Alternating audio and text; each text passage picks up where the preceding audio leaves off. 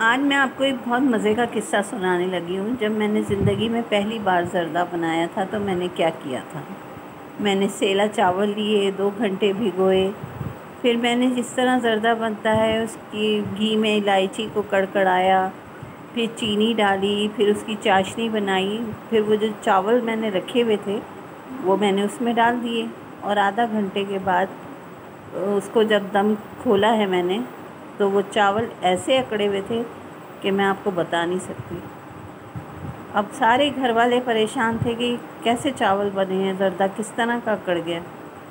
बहुत उन्होंने पूछा क्या किया, ये किया, वो किया। मैंने कहा नहीं, मैंने सब कुछ वही रेसिपी बताई जो घर वालों ने बताई थी। उन्होंने कहा अच्छा, चावल कितनी देर उबाले थे? मैंने कहा चावल तो मैंने उबाले ही नहीं।